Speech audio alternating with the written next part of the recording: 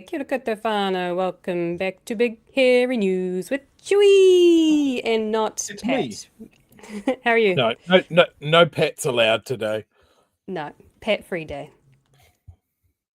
How's I'm things? good. How's We your we day? had an absolutely stunning day down here in Dunedin, So did which we. I assume just serves to underline the fact that that will be the last nice day we see for, like, I don't know, 8 months, something like that. It's just dark now. It's just dark all the time. It might not be.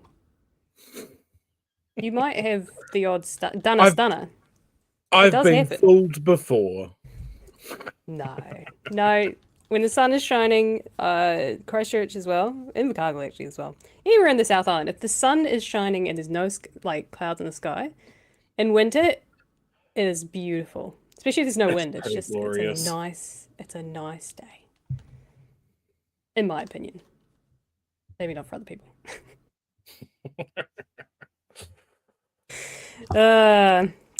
People from the South Island will get it. People from the North Island would just be feeling the freezing air from all the way up there. My favorite thing to tell people when I went overseas was like, I grew up next to the Antarctic Ocean because the wind of because, bottom of the South Island, all of that wind comes up from Antarctica. You just get freezing cold winds, which I think you guys get worse than we do. Oh, absolutely. You can smell the penguins on ours. Like, there are photos of people down at the beach watching an iceberg go past. Now, I heard that about doesn't this. that doesn't happen often, to be fair, but it has happened more than once. Oh, really? So, yeah. I know of the once, but I didn't realize it was a frequent occurrence, or at least there was multiple occasions. Maybe twice in the last 100 years or something like that, but still, more than once. At least there was no ships out in the harbour to get struck by. That was the wrong side of the harbour, wasn't it? It was out on Anderson's Bay side, wasn't it? Out in the sea. It was that peak moment where they had found Shrek the sheep. God, I love New Zealand history. Oh my goodness. Does everyone remember Shrek the sheep? I remember explaining this to someone from overseas, and I felt like I was losing my mind. Of like, oh yeah, we found this big sheep in the mountains that hadn't been shorn for years and years and years. It was a big celebrity. It was a nationwide celebrity, and everybody wanted to see him. And he was called Shrek. And then they flew the sheep, and the Prime Minister, was it Helen Clark, out to the iceberg that was floating past Dunedin, and then took some tourism or marketing pictures, and then flew back. And I was like, God, we're a ridiculous little country. Okay, hang on. I need photo evidence of this. Shrek, sheep, iceberg. That should do it. Yeah. Is anyone in the chat able to? Shrek the sheep killed the foreshore and seabed bill. Yeah,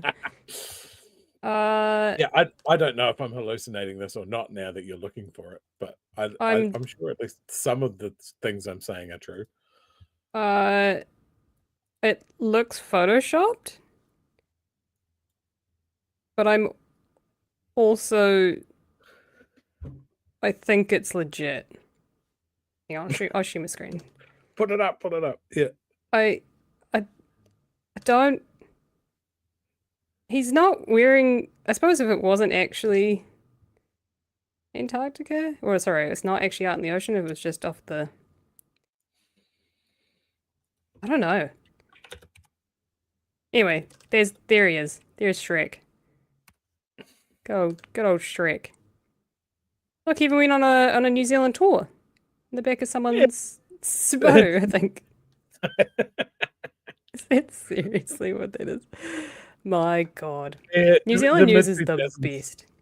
The mid-2000s was a hell of a time. What a time to be at. Oh, look, there's even a timeline of Shrek the sheep. He was born in 1994 and died in 2011. See, this is euthanized. What we need to be teaching in our schools. What a time to be alive, man. Oh, so good. So good. Anyways, we should have kept that till the end. It would have been a great little, bow on the shitty news from the week. Although today... Well, today... It's it's one of these. It's kind of like the stock markets, you know. Yeah. We had the Treaty Principal die. Long live the Treaty Principal bill. We had the stock market half regain its losses. Oh yes, Trump immediately Kind of. blinking this morning was fantastic news to wake up to.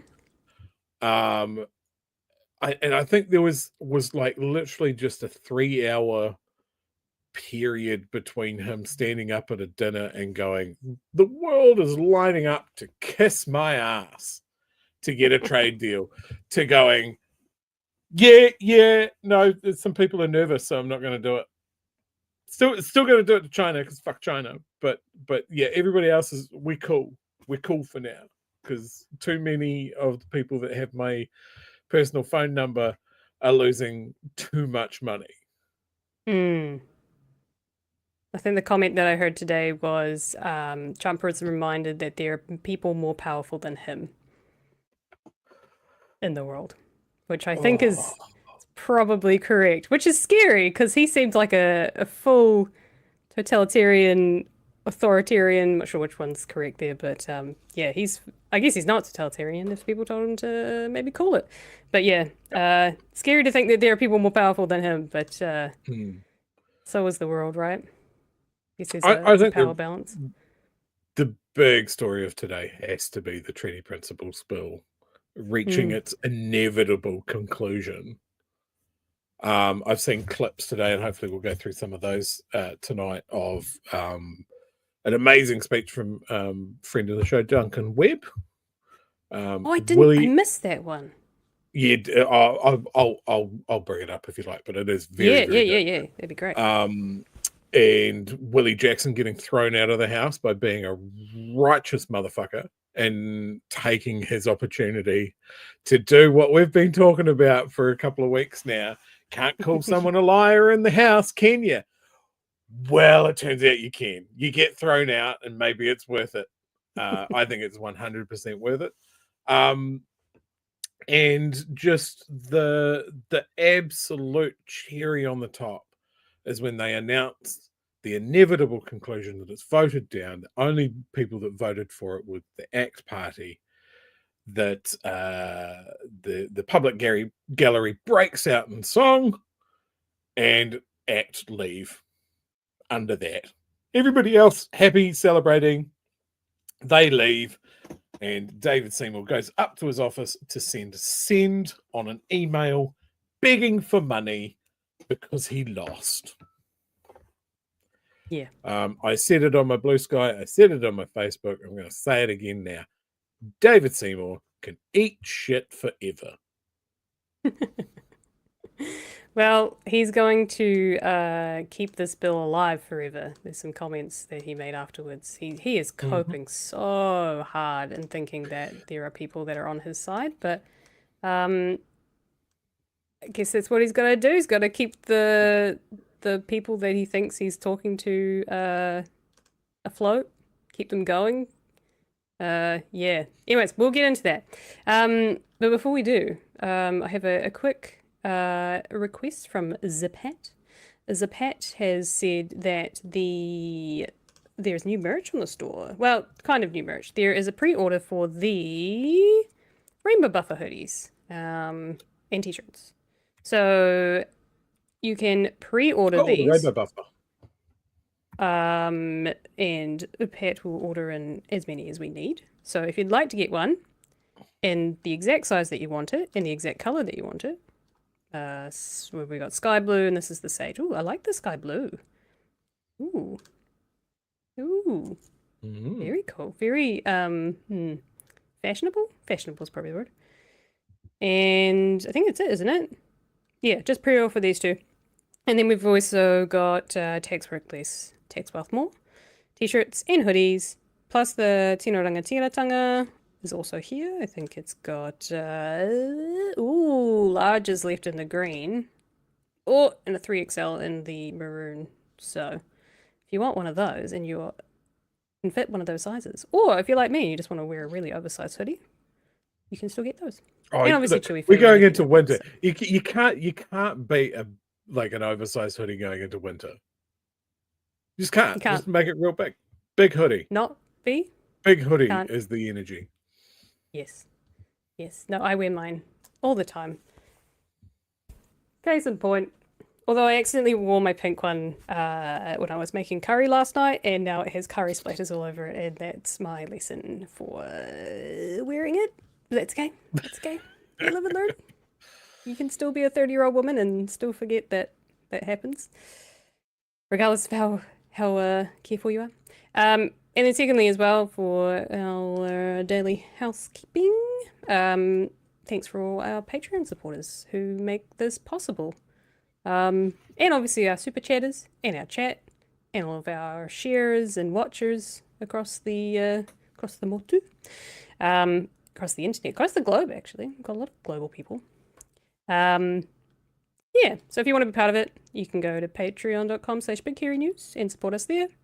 There's lots of big and small tiers, $5 to I think it's $250 a month. If you're interested and appreciate it. Makes a difference. Yeah, keeps the lights on. That's the stuff that keeps us going. Like honestly, Yeah. super chats are great and everything, but it's the consistency of Patreon that lets us plan ahead. And there are some pretty cool changes coming, and it'll be the Patreon guys that get input into that and know about it first. That's true. We've got secrets. Secret stuff. Like hoodies, t-shirts, and stickers, or pre-recorded interviews before they hit the show. That's pretty cool. Yep, absolutely. Oh my goodness. Before we damn. go any further, yeah, let chuck that up. Look, it takes up half the screen, and so it should. I'm just you don't need to see us. I'm just gonna peek over the top. Matthew Dunner for $112 as the USA bends oligarchy and fascism, hearing some speeches at the Beehive, especially Maipi Clark and Tama Potaka, pumped me up. Congratulations to all you at BHM for helping the submission effort. No, 307,000. 300. No. 307? No. 1,000? Yeah, 307,000. Yeah, 307,000. Yeah, brain was like hundreds of thousands. I couldn't even comprehend it. 90% were against the bill. You did it. 112 to 11. Suck. Oh, that's why it's $112. Suck it, Seymour. Free Palestine. Hell yeah. Perfect comment. No notes. Yeah. Look, We just end the show there. Does that sort of sums up everything? Job done. Look, I'm very pleased that you sort of mentioned the fact that we've been pushing for people to make submissions. We started over a year ago sort of going, hey, look, maybe you guys haven't looked at the submissions page. This is how it works. It's super easy. You don't need to be a lawyer or anything like that. Did a few practice goes, and it was all heading towards this. It was trying to get people that had never done it comfortable with the process. And I like to think that BHN played at least a small part in getting people activated and involved in the process. David Seymour wins when people aren't plugged into this sort of stuff or don't think it's important or take things at face value. So we saw straight through him right from the get-go, and he left the house today with his tail tucked between his legs, and I don't care how much he wants to spin it. You can't spin what an absolute fucking thrashing he had from people today. Now, everything in that submissions process, 90% of people were against it. The comment that I keep coming back to, or people have said multiple times, is the level of quality in the submissions, especially in the oral submissions, of people coming and saying, I don't agree with this bill. You need to stop this bill.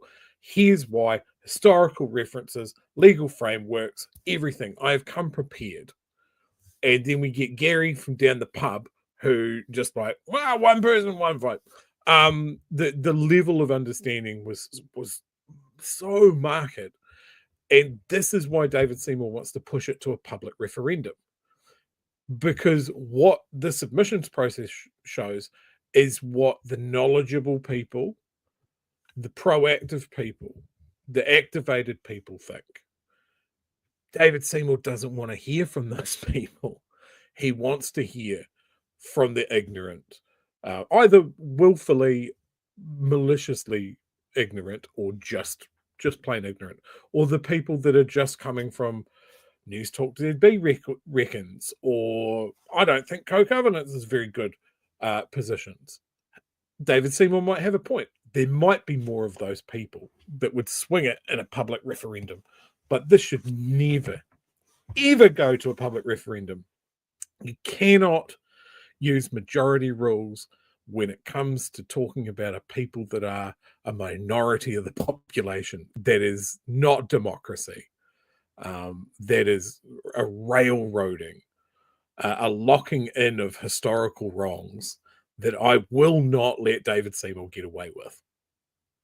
So he can talk about bringing it to a public referendum, not on my fucking watch, I'll tell you that much.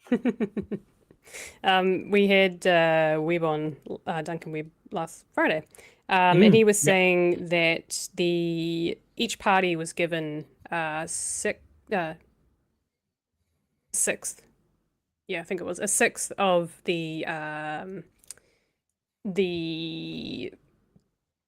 share of the oral submissions. So each party got to pick, I don't know how many people. I think it was 256 people total. So whatever that is divided by 6. I can't do math like Pat can. It's amazing. All of the parties handpicked who they wanted. I don't know if National or New Zealand First did. I'm pretty sure every party did. I can't remember. It was something else that he said that National and New Zealand First didn't participate in. But each one handpicked them. But then the ACT Party just kind of, or I don't know, maybe it was National and New Zealand First kind of put up their hands and just like, nah, just pick some random people, and actually ended up hurting the final results, or the people across the spectrum, because what you ended up having is you had handpicked people that were considered who'd have a good position on things, and then you just had some random people that had really shitty, uninformed things to say and weren't really qualified to do it. So in the end, it kind of helped us, but I also think it still showed the quality of those who were opposed and those who were for it. Well, I mean, the thing is that I would take that quality point of view to the representatives on that submissions board as well. The level of comments from Duncan and Te Pāti Māori's representatives, Greens and that sort of thing, were really solid. And then it just seemed to me that the ACT representatives on it were just fucking clocked out, and it was their bill. There were days that they didn't turn up. And then, like, James Meagher wrapping this whole thing up 40 days early with thousands of submissions unseen was just like, it can't be more obvious. Like, they were hiding behind the thing of like, well, if Labour wants to read all of these things, then they don't care about the money that it's costing. And it's like, no, National, you don't get to turn it around and saying that you're wrapping it up early because of the cost. The cost is on you anyway. You bought this here. Your shitty agreement. Like, Luxon, how did you not know that this was going to go down? But you were the one that said it because you wanted to be the Prime Minister. It's on you, and you want to wrap this up as quickly as possible so the stank of it doesn't follow you all the way to the election. I won't let you forget it. Like, this is your bill as much as it's Seymour's. Because if it wasn't for you, it would have been dead on arrival. It wouldn't have even left its crib. But here, we've dragged it into the public debate. We've spent millions of public dollars on this when times are tight and we can't afford to build hospitals, but we can drag this dead duck, this rotting carcass of a bill, and debate it, even though everybody going, yeah, it's a piece of shit and it's not going anywhere. Cool. So we just set fire to $6 million and worsened race relations in this country because you're a bad negotiator? Bro, all the way to the election. That's on you. Well, that wraps up the Treaty Principles Bill. Thanks, Chewie. On to the next story. I haven't even shown the clip and he's popping off. I love it. Oh. I'm sure you've got more to say, but we'll reflect on the things that came through the house today. Some really awesome stuff. There is one piece that I'll see if I can find it in full that wasn't talked about in the story, but this is from TV1 this evening, and we'll just go. It pretty much goes through the majority of the people that spoke today, so including some of our favourite peoples. To other news now, and it's finally dead. The divisive treaty principles bill that rallied tens of thousands to march on Parliament has just been voted down in the House. But as political editor Mikey Sherman reports, the controversial bill's demise still sparked fireworks in Parliament and a call for the police. Mr. Speaker, members of this House can still change their... The protest began immediately. Where are the police helping us with this? Parliament security removing if a man it was a from policeman, the that'd public be gallery. amazing. This is the place. What is he? What? Why is the police? What? As in Wait, they let where someone are the through? police? Yeah, that's really. Does he not mean security? That's a really weird statement. I don't know. Someone can explain it to me, but that was really strange. He's like, "Where are the police?" I'm like, do you mean security? Sounds so riled up, but at the same time, it's so passive. It's just like, I don't know where the police are. I can't do anything. Like, if you're going to get thrown out, getting thrown out as soon as David Seymour rises to his feet, that's the... I can't say that I would have been any different. I know we had some of... Magenta was in the public gallery along with Gary and a few other BAG whānau. I'm disappointed that it wasn't any of you guys, but I assumed that you wanted to stay for the whole show. That's true. That's true. And they got to join in the Waiata at the end. So that's good. Where opinions are given, not from the gallery. The principles of the Treaty of Waitangi Bill would finally define the principles in line with the treaty itself, giving all Kiwis equal rights. But today, ACT was on its own. This is a grubby little bill, born of a grubby little deal. It has had a colossal... This bill hasn't been stopped. This bill has been absolutely annihilated. Toitū te tiriti. National and New Zealand First joining the opposition. Our message is simple. The foundation of our country was the treaty that brought us together. Casey Costello spoke for New Zealand. I don't know if someone else did, but I think it was just Casey Costello. Her speech was really weird. It was very topsy-turvy, and there was parts of it that I was like, hang on, are you in favour of the bill? Because there's a lot of things in there that I'm like, that seems like you're in favour of the bill. It was really on the cusp of like dog whistles and like, I don't know, some weird stuff. And I for a second there I thought, they're not going to vote this. They're not going to like not vote it down, right? Like, so yeah, I recommend going and watching it. I don't know if you would interpret it the same, but yeah, it was, I don't know. My heart kind of like started racing, and I was like, "What the fuck?" Hey, look, it's one of those things, right? Is you write a speech, and then you make it ambiguous enough that if your leader changes their mind at the same time, you don't have time to write two speeches. Just make it really confusing. It was definitely one of those things of like, you could easily just cross out the nots, and then you could be in favor of it. Yeah, I don't know. I don't know. Someone else was in the. Okay, so someone else did. I was the same as Ian, because confused about Costello. She's a member of Wholesome Flesh. Well, I guess so. So she can't be too. She has to be a little bit cryptic, just a little bit on the cusp, Yeah. We agree with what ACT is saying, but we wouldn't do it this way. We don't agree to do it, but we do agree with what ACT is saying. That's kind of how it came across. Yeah. Okay. Someone else. Yeah. Okay. I wasn't the only one that was kind of like, the fuck did you just say? That absolutely makes sense if she's tied up with Hobson's pledge day. So she's got a bob each way. She's got to be against it because New Zealand First have said that she's against it. But nudge, nudge, wink, wink. I'm not really against it. I get what you're doing here. Yeah, we'll carry on. Opposed the bill and would have preferred it not to have gone forward. ACT wanted to have the bill passed into the law. None of us got what we wanted. Many, though, don't see it that way. Mr. Speaker, they can claim no victory, no virtue, and no principle. That is just froth and spray. Coalitions require compromises. Opposition to the bill saw the largest protest in history march to Parliament and 300,000 Select Committee submissions, 90% rejecting the bill. And as satisfying as it would be to say a massive shame, This was an incredible opportunity for the Prime Minister, who is not even here. Some people would have been looking to you to provide some leadership as the Prime Minister to talk to this bill. Why are you not doing that? The National Party is going to vote down the Treaty Principles Bill today. Our position has been incredibly clear about that the position that we're taking as a party.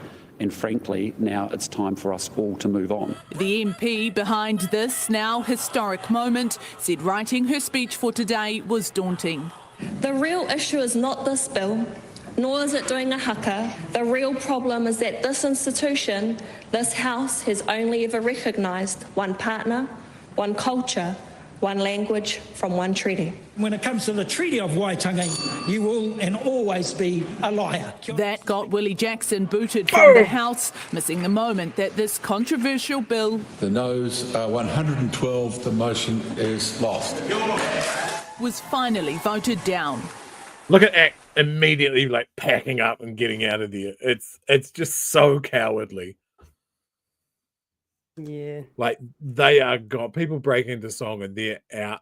They're gone. They don't give a shit. They don't give a shit. They achieve what they set out to achieve and they're out because what more is it? Is they knew it was going to get voted down. They've got more fodder to their cannon fodder, whatever it is. There's a saying in there somewhere.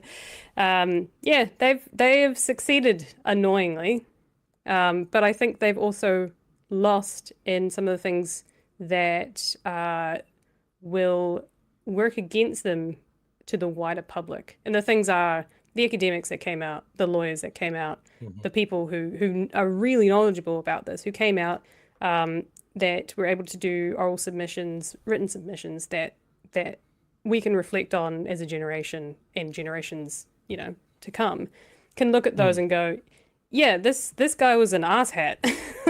Why did anyone ever let him do this? Oh, it was Luxor that was in power? Oh, it wasn't a non-negotiable? Okay. I see what kind of leadership they had at the time then. So, and that, I think in that regard, he's lost, but the conversation's still out there, unfortunately. So let's talk about Luxor not being in the House for this. The Prime Minister, the man responsible for making this an acceptable part of the coalition agreement. Now remember what was said. David Seymour said that this wasn't a red line for him. Like it wasn't a deal breaker if it wasn't in. But it was good enough for Luxon to put it in. This is the country's leader who said right from the start that it wasn't going to pass, that National weren't going to vote for it, all of this sort of stuff. This was his opportunity. And look, this is going to tie into the theme. This might surprise you. He's not very good at this. He cannot recognize political capital when it's sitting on a table right in front of him. He could have been in the House. He could have done a speech that tried to mend all the damage that's been done, that could have really fucking slammed a lid down on this discussion forever.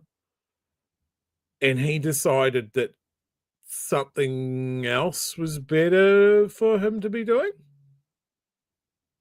Speaking to people, an economic forum or business forum or something like that was what he was. Oh, Jesus, because business doesn't happen on any other day. Like that's... What is he doing? Like he just... Like, I know what he's doing. He doesn't want to be associated with this. This is David Seymour's bill. It's David Seymour's idea. David Seymour. Not me. Not old mate Luxon. I had nothing to do with this. David Seymour twisted my arm, so it had to be in there. I couldn't be in the House today because I had to go and wash my fucking hair. Like, that's a weak, spineless lack of leadership, lack of political nous, lack of just any decency. I loved seeing the alternative, Hipkins, just setting fire to the whole thing. That's the Chris Hipkins we want to see, like, all the time. He was righteous. God knows we've had some criticism of Chris lately, but that Chris, that's the Chris I want to see. Not the other Chris with no hair, who's a fucking spineless jellyfish man. It's great that they're called Chris, because you can be like, I want the other Chris. Yeah, the other Chris, the superior Chris, not the better Chris. Not the other one. Not Mr. Clean. Not the guy that's doing a Rob Muldoon Sergeant Schultz impression. Like it's just so weak. Yeah, quite rightly, Hadron Collider here says, where was Chippy at the election? Look, I think Chippy last election, like, he was flat-footed, he had personal shit going on, it was all in the wake of Jacinda. Look, I don't blame Chris Hipkins for just not having his head in the game at that point. You know, we certainly saw it in debate 2 and 3, but certainly not in the first one. If that Hipkins that we just saw in that clip and his excellent speech today is the one that we get in the debates, then it's on. You know, we can at that point we'll hopefully see Labour policy. We'll hopefully see some transformative tax ideas and stuff like that. And hopefully the lesson has been learned that you don't take swings at the people that are going to be your coalition partners. Just don't do it. Something that wasn't mentioned when I was listening today, there was something that James Meagher was very meager. I don't know if that's the right word, but I think it fits his name, maybe. He basically toed the line of, thanks to everyone, here's the process, and reflecting on the select committee process more so than the results, I guess. He kind of took the opportunity to do, it was very, very Luxon-like, that kind of like feedback and reflection, what went, the pros and cons, what went well, what didn't go well. You know how you do that after a project at a workplace? You know, the office gets together and they go, all right, we've done the project, all went really well. Okay, what was everyone's thoughts? Here's the things I think we did really well. These are the things I would change. And it was a weird thing. But there is something that he did say in this, and that kind of pissed me off, and I don't know if anyone else, I'm going to say some other people would. Oh, you didn't just move again, did you? Oh, you piece of shit.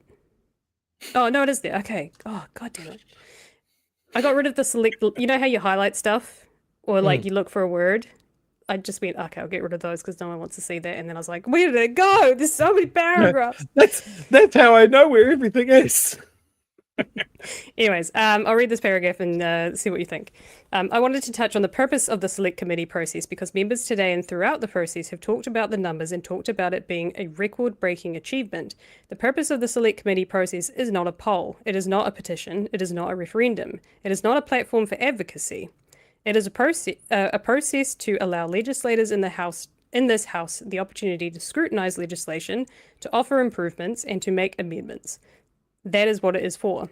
It is not an advocacy platform. It is not a performance piece, and members across the hall can laugh all they want, but if you are a parliamentarian and you are committed to the process of scrutinising legislation put forward by the executive, by the government, you will take that process seriously.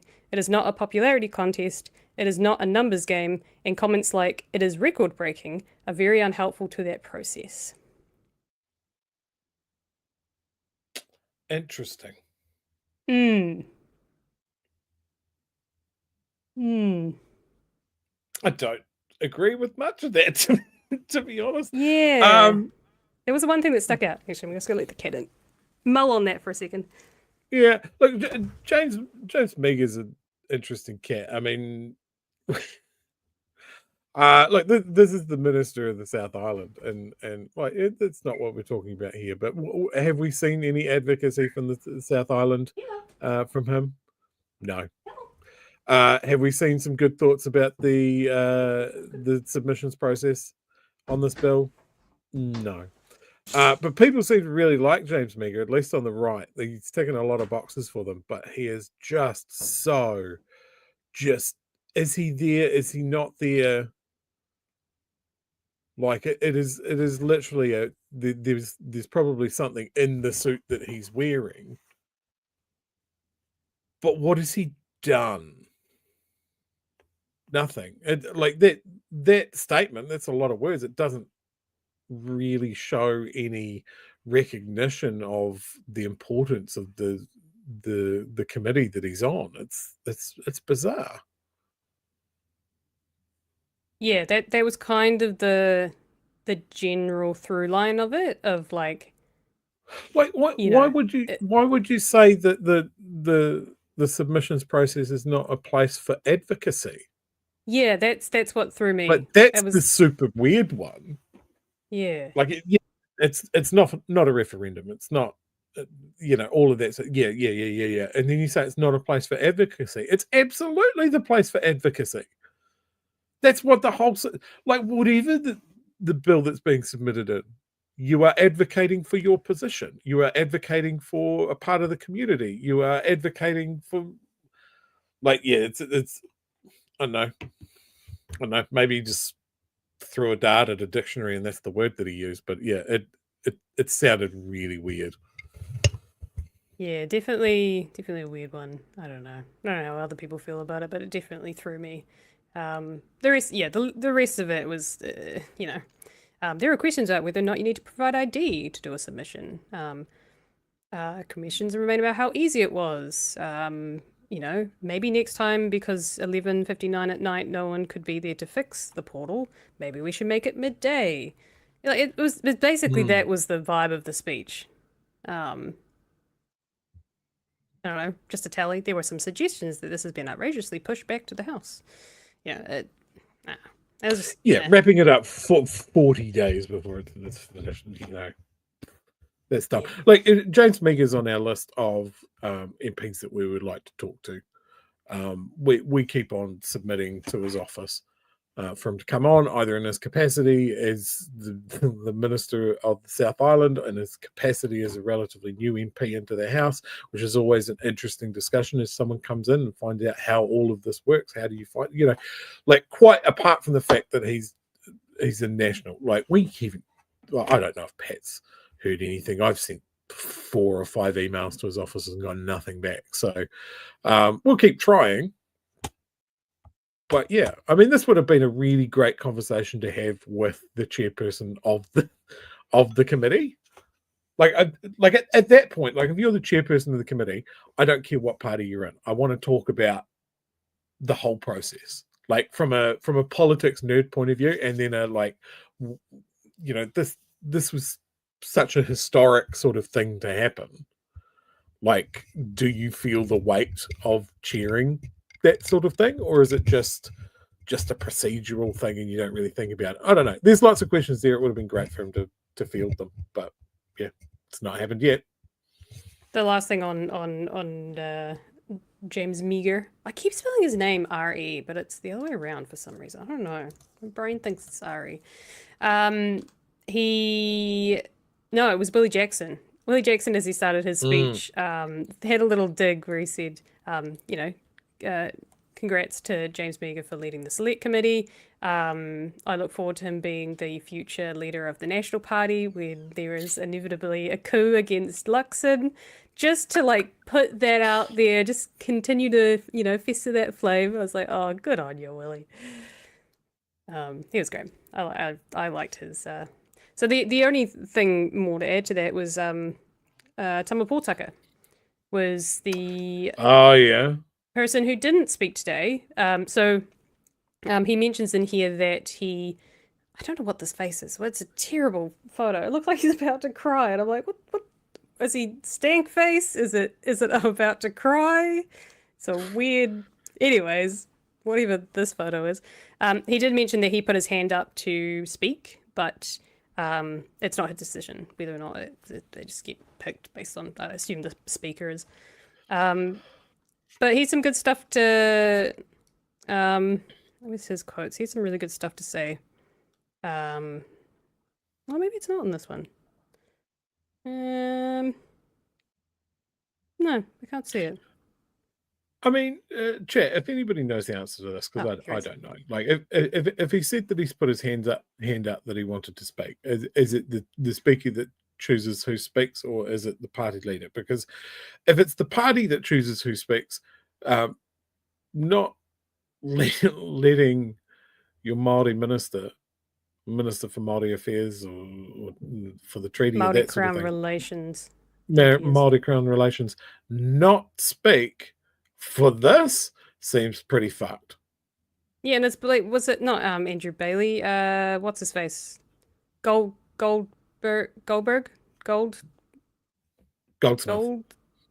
Thank you, Goldman. Yeah, he's just a weird. So here we go. Yeah, the party chooses, the party whip chooses. So here we go again. Like, I think that Tama Potaka is a man that is stuck. Like, he's stuck between his people and his party. He has said some things about, look, not all Māori are on the left, you know, that sort of thing. I get it. But here, I feel like every position that he has, or every piece of input that he might have in this, his party ignores him. I don't think he gets the runway to do anything but toe the line. And here is a really good example of that, where they have a Māori minister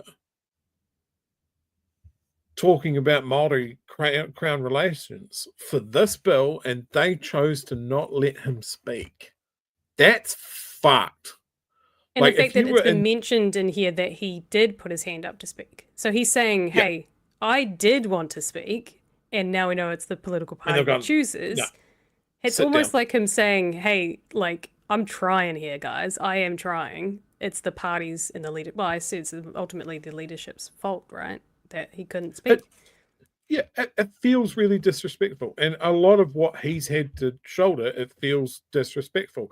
And I don't know. I've never met the man. I can only go by the interviews that there's been. But he's always felt like quite a conflicted person to me.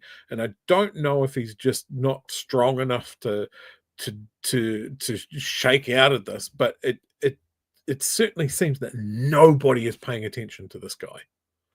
And is it just because he is the brown face to deliver this government's bad news?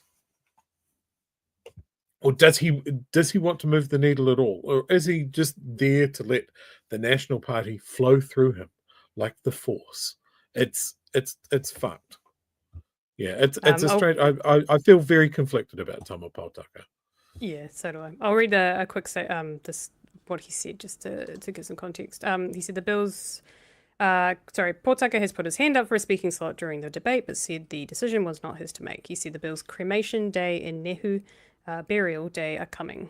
We've been very clear, National does not support the bill past its second reading, and there's been a whole host of organisations, individuals, experts, young people, rangatahi, that are completely opposed to the principles bill. There's been a great sense of kotahitanga around that, and I acknowledge that. Respect it and accept that today it will be dealt with. It's dead, it's gone, and today it will be buried. Very, very strong, clear message there. Yeah. And I can only assume he was not allowed to, or was not chosen to speak, because it would have muddied, I think, the National Party's position on Māori issues for their voter population. Do you think it wouldn't have reflected, I guess, their general populace who vote for them? That might be a really good point.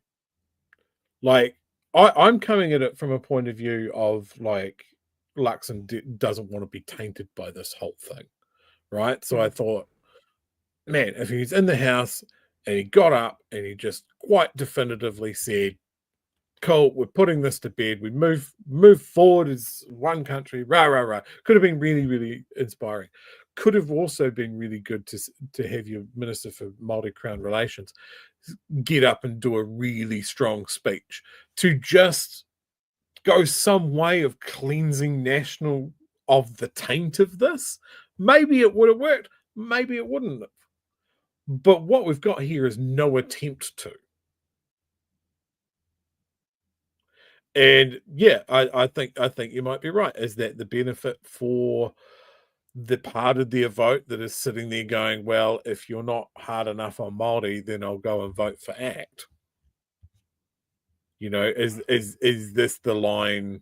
You know, we criticize Hipkins for walking, of pandering more to the further right of national of Labour's voting base, when that's also what National are doing. They're trying to retain the right wing of their voting base that will go to ACT otherwise.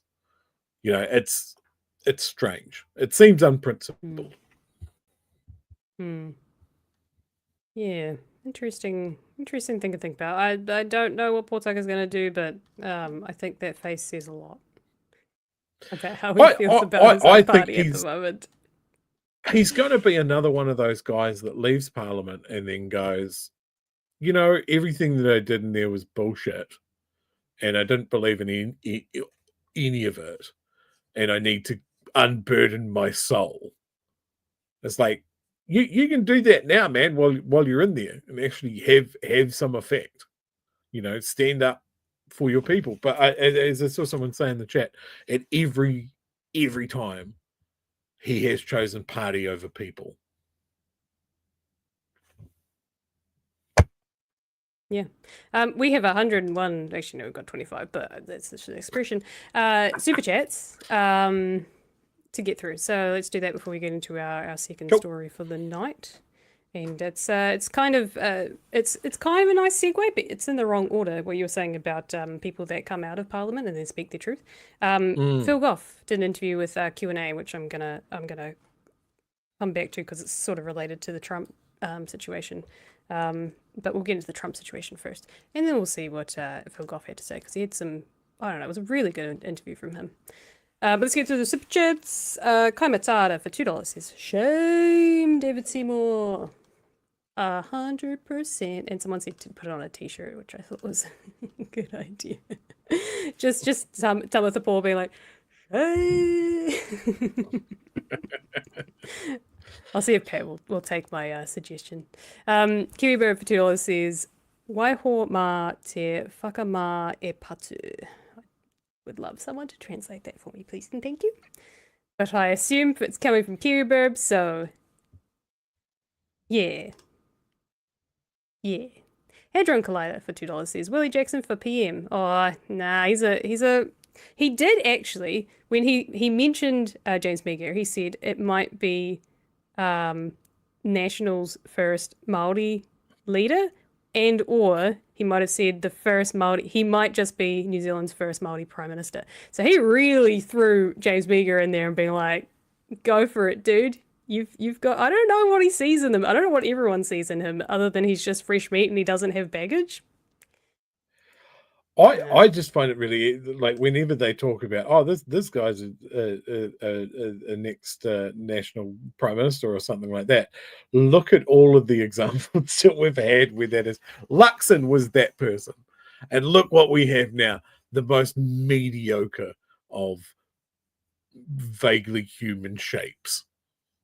I feel like James Meagher's a bit like that. He's kind of just the shape of a Māori in the National Party. You know, you could kind of, I don't know, he kind of just seems a bit vanilla.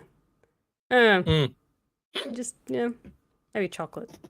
But even chocolate's more exciting than vanilla. Maybe that's true. Maybe Luxon is the vanilla and James Meagher's the chocolate, you know?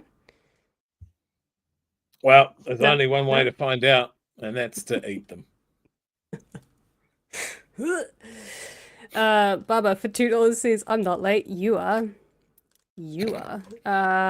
Kiwi Burb says for $2, Seymour is a liar. A liar, liar, strings on fire. Lyre is an instrument, correct? An old, like, bard instrument? Old-timey guitar. Speaking of the liar thing, I saw Rawiri try to save Willie Jackson by going, oh, no, he's not saying that David Seymour is a liar, like a person that tells lies. He's mentioning that he's lying on the ground. Yeah. I did like, and Jerry Brownlee didn't say anything. He's just like, okay, next one, please. No acknowledgement of it. Didn't know how to respond to that. Anyway, McGee for $5 says, Chippy had an impressive, powerful speech and made sure the right got no credit. Tamitha was passionate and Willie was the main. I agree. We had some great stuff coming from the left today. Kai Matata for $5 says, Karanga mai te hunga mahi. Wetikina ngā here ko te mana hine ngaro ko te waka mō tātou. Your Still don't know what that- pronunciation's very good, though. Oh, someone in there will roast me for not getting it, though. It's only 'cause we it's the need same. Pat. Ironically, Pat is away at his Te Reo course tonight. That's why he's not here tonight. That's So, true. He is. yeah. He can come back and smoke me. Whoa. Chewie, what are you doing? Sorry. I popped up for some praise for you. What? Obviously, What? there's people saying that you did a really good job. Oh, thank you. I won't do it anymore, though. Don't touch it. Don't touch it. I'll get through 2 or 3 more of the. Jeez, you guys are popping them through. Jeremy Naylor for $2 says late fee. Mr. Arvid says late fee. Had to get groceries. It's not really an excuse. You could have chucked us on your phone, whatever. Exaldeer for $5 says if it goes to referendum, then they can pump millions into advertising to spread fear, just like Australia with the Aboriginal voices That's vote. 100% the goal. Yeah. They did it with Three Waters. They did it with co-governance. They did it with, I think, Seabed and Foreshore as well. They did it with freaking everything. They're the ones with the money and follow the money and yeah. That's what they do with it. Right. I see you have a video before we move on. Yes. This is from our Discord community. Some of you may have already seen it. I just thought before we move away from this topic that I'm going to chuck it up because it is very good. There we go. No sound. No sound, Chewie. There's Is no there supposed to be sound? Right. There is sound to it, but I think I just really like the transition from the video to this image. Perfect. Absolutely perfect. Nice. Oh, it's your vertical screen. Oh, the Discord. Don't show all our secrets. Smooth. That's the scary stuff. Technically smooth. Whoa. Okay, you guys can't hear that, but I could. Samantha Hayes is very excited to tell us about Trump's tariffs. What a time to be alive. Trump enacted his tariffs on Wednesday their time. I believe it was 12 hours later, he then put a 90-day pause on the tariffs and increased China's tariffs to 125%. And I think China might have retaliated with like an 80 or 90% tariff on the US, as far as I remember. And he's lowered all of the tariffs down to 10%. So instead of the 20% we were going to get, we've now got 10% tariffs on us. So it's still going to screw over a bunch of nations around the world. The European Union has not backed down on their retaliation efforts. The stock market's bounced back half the amount of points that they lost. I think people were buying the what do you call it? Buying them when they're down. You buy low and you sell high. Yeah, but there's good reason to think that over the next, I think someone said 2 weeks, because of the I suppose over the next 90 days until we can figure out what the hell's going on, it's going to be quite unstable, and there's going to be a lack of business confidence, obviously, because people can't plan ahead if they don't know what their profits or costs and overheads are going to be, import and export costs, all that sort of stuff. But we can let Samantha Hayes in her beautiful red suit chat us through a wee bit of what the hell is going on overseas. Well, after a week of market mayhem, Donald Trump has finally blinked, announcing a 90-day pause on all of the higher tariffs, except for China. The universal 10% tariff will remain in place, but news of the pause sent stocks soaring. The Dow rising 7.9%, the Nasdaq up. FYI, not that anyone cares. I have very, very tiny shares because I can't really afford to put that much in shares. It's for funsies, let's be honest. Earlier this year, I put money into, like, I don't know, $50 into Netflix, and then I hadn't checked my stocks for a while, and I saw that the Netflix stock was up, like, I don't know how much, but it was jumped up quite a bit over the year. I'm like, sweet. Nice. I don't know how much I lost over the last 2 days, but hey. Netflix, Yeah, nice. I keep on toying with the idea of doing sharesies, and I saw because one of my workmates does, and I saw a stuff article about apparently there's been record numbers of people sort of signing up for sharesies, but then that could be money that I spend on physical things like records or sweets from the shop. No, it's about the More long, tangible long con. investments. It's free money over a while. It's free money. Start investing in your future. You're older than me. You're going to retire soon. I keep on thinking of that South Park episode, Truth Be Told, where like they're investing it in index funds and it's gone. Your money's gone. Get out. I imagine the episode came out sometime around 2008. Yes, it did. All right, let's continue.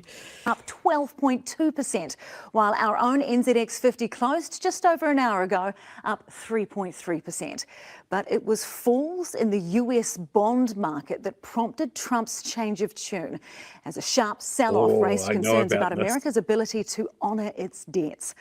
The chaos is far from over, though. Trump escalated his trade war with China, raising its tariffs to a new high of 125% after Beijing raised its tariffs on American goods to 84%.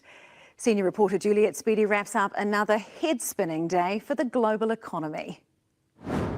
After his screeching tariff U-turn, Donald Trump was trying to take credit for the recovery from a crash he engineered, boasting about the stock market soaring 7% today, on news he'd lifted tariffs for many countries. Yeah, that's up almost 7 points. 2,500 points. Nobody's ever heard of it. It's going to be a record. Nobody's ever heard of it, he said, but no one has heard of trade policy that appears to be set on a whim. After insisting for days he would hold firm on his aggressive trade strategy, most commentators believe Trump caved in the face of alarming disruptions in the huge market for US Treasury bonds. US leaders. Did you see those numbers? Yeah, they were big and very red. Damn. I feel like, you know how in Speed, not in Speed, you know, when talking about, it's not the drug, you know, in arrows, okay, you know, when you're playing The Sims, this is probably a bit, I was going to use a gaming analogy and I was like, no one's going to get that. You know, when you're playing The Sims and you're on 1 speed and then you go to 2 speed and then you go to 3 speed and you get 3 arrows? I feel like they need that on this graphic where you've got, you know, it's down, it's not too bad, and it's double down and then it's triple down. Look, if those numbers go down enough, seeing there's people throwing themselves out of windows. So there's that. The conversation about people dumping the US Treasury bonds, that's really interesting. Because one of the what I read was one of the countries that has been ditching them like nobody's business is a US ally, Japan. They hold a lot of them, and they're like, "Oh yeah, we're fucking out. We're shedding this." And that, so your treasury bonds are like your real long-term, like you are betting in the success of a country, a whole country's economy. And like, if you pick a really stable, preeminent country like the US, you're sort of going, well, this is my piggy bank. You guys are always reliable. You always make good choices. And if you don't, then over the long run, like it's going to work out. You see countries start to ditch those bonds. That's them going, oh yeah, no, I don't. You're not dragging me down as well. Yeah, an enormous amount of US bonds. So yeah, it's it's a predictable outcome when your leader just decides to sow absolute chaos. So yeah, like you got two of the biggest economies in the world going essentially to war with each other over trade, and it seems to be really anchored around the idea of the trade deficit, and that points a finger at exactly what this is about. There has always been an enormous trade deficit between the US and China because China manufactures an enormous amount of goods. And America was happy to have that continue as long as things were cheap. But China's also gone through a massive modernization of their industry, their transport, their energy production. I always wondered about Elon's involvement in this being an electric car manufacturer when so many Chinese brands have essentially turbocharged their research and development, putting out like quite good product now. And that's why he wanted to punish them and put big Chinese tariffs on to keep the Chinese manufacturers out of the US. He can't do it anywhere else, but he can control it there. All right, we'll carry on. Let's see what else there is. US leaders getting in his ear, and also business leaders and getting in his ear and saying, you're doing completely the wrong thing here. And if you don't do something, the global market may collapse. News rippled around the world that his tariffs were falling to 10% for all countries except for China, which increased to 125%. A deal could be made with every one of them. A deal's going to be made with China. A deal's going to be made with every one of them. And there'll be fair deals. I just want fair. Within seconds of the news, the stock market soared. Apple up 15%, Nike 11%, and Tesla an astonishing 22% in one day. Still down 7.2% year to date in the S&P, and it was up 23% last year. So, it's given up a lot of the gain it had for the last 2 years. So to me, it wouldn't be surprising at all if we were to see most of today's gains, which look like sort of a slightly emotional relief rally, undone in the next few weeks. As Trump abruptly changed course via social media, his highest-ranking trade official was being grilled in Congress. I think it was not in Congress. I think so. His Treasury Secretary of the Treasury Secretary, was being grilled by the media. And the PR lady who's just like at everything, the young one who's kind of scary. Yeah. He didn't know what the fuck he was talking about. He didn't know what the hell was going on. I think he was only just recently briefed about it. Eventually she came in and she's like, okay, he's answered enough. We all know that Trump did the right thing. He was showing his force of power. Everyone listened and it was fine. Okay, bye. And it's like the poor guy got roasted. I don't think it's the same guy here, but it could be. Apparently unaware of what was happening. How many weeks? I understand it's 90 days. I haven't spoken to the president since I've been... So the trade representative hasn't spoken to the president of the United States about a global reordering of trade. Yes, I have. I've just been in the hearing with you, sir. But yet he announced it on a tweet? WTF? Who's in charge?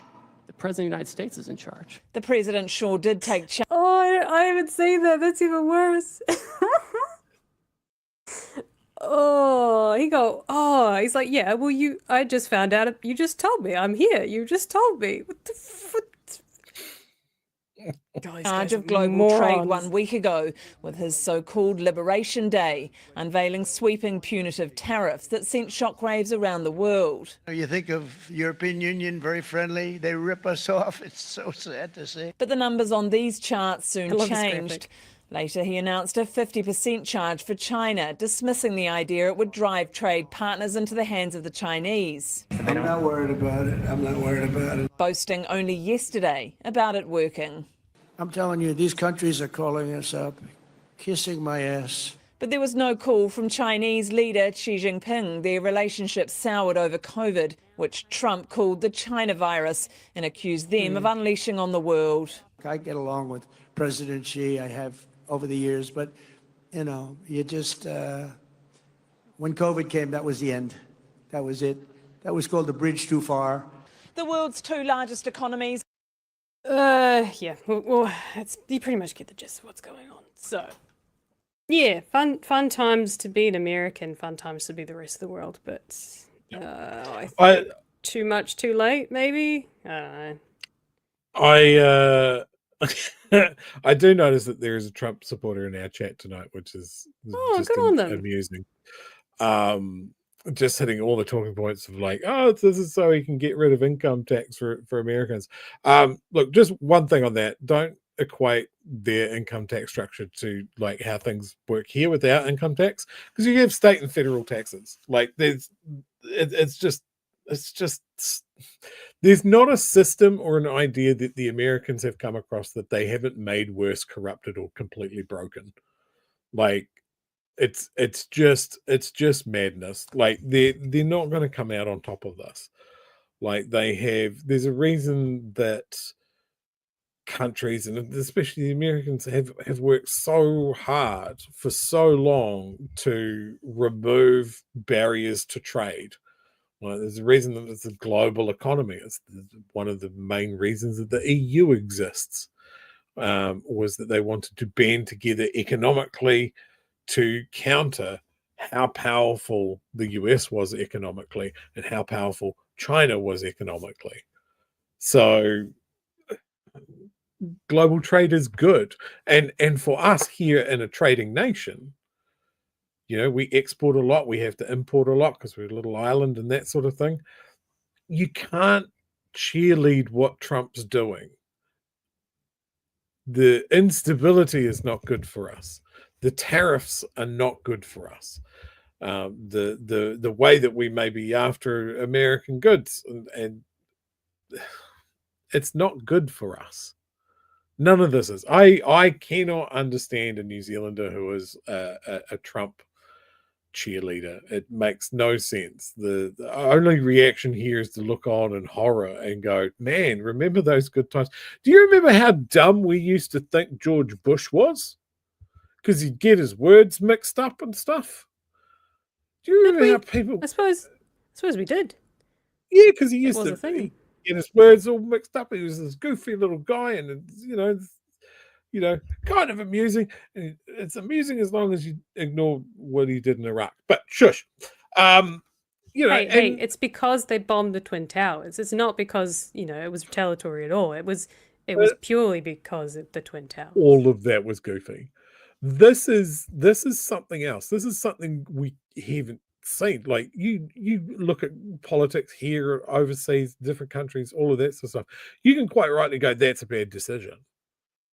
But this is just, it feels like you're in a bus where the driver's had a stroke. And it just, I can't get out of my seat. There's nothing I can do. It's just crazy. And I think it comes down to, in his first term, he still had people around him that were kind of trying to just, like when you go bowling and you put those bigger inflatable tubes in so you don't get a gutter ball. I feel like he had a lot of that going on. And through his first term, he sacked people, or people went, you know what, I don't want to be associated with this. I want to go and play golf and just fucking, I'm out. He doesn't have those protections anymore. He has MAGA cultists and people that think that they can spin this in their favor.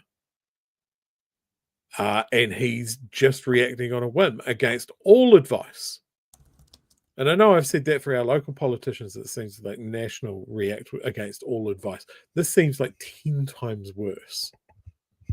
This isn't just a fundamental disagreement of how economics works. This is ignoring it. This is ignoring all historical markers. I saw an economist, I think it was on NBC, describe him as the economic equivalent of a suicide bomber. And when I'm sitting here cheerleading China, going, yeah, boy, get him. Don't back down. That's not a good thing. It was a fantastic Vosh, V-A-U-S-H. If you watch him, he's an American commentator on, political junkie type. he's great. If you haven't seen his stuff, but he was. I can't find the exact quote. I have to find the video where he actually reads out the quote from the Michael Cohen book, sort of shitting all over Trump after he backstabbed him. His ex-lawyer, right? It was his ex-lawyer, or his yeah. There was a quote or a paragraph or something about the conversation he'd had with him about his thoughts on the economy and his thoughts on people, and it shows a real insight as to how he thinks about the world. If I can find the exact video that I watched earlier today, I'll send it to you guys to have a listen of it. But yeah, he's got some strange views. But that's the sort of people that are no longer around him to like have those conversations with him and challenge him. He just got rid of those people. There's a through line though. All of the people that have been cast aside in his wake that have come out, and yeah, you could go look. They're people that Trump shit on, so of course they're angry. But there is a common theme that this guy shoots from the hip, is unpredictable. He does things on a whim. He does things because he's the boss, you know. And it's not like I saw I think it was a comment thread from someone that used to work on The Apprentice, and they were saying, look, one of the things that we learned doing The Apprentice is Trump might decide just to fire someone because he doesn't, fire a contestant because he just doesn't like their face. And the problem would be is that person might have won all of the challenges, and all of the footage that they have from that week is that this person's being really good and successful and being a team player, all of these good things. And then Trump goes, "You're fired. I don't like you." And then they have to go back through the footage and basically just finagle it to make this person look like they were shit that week.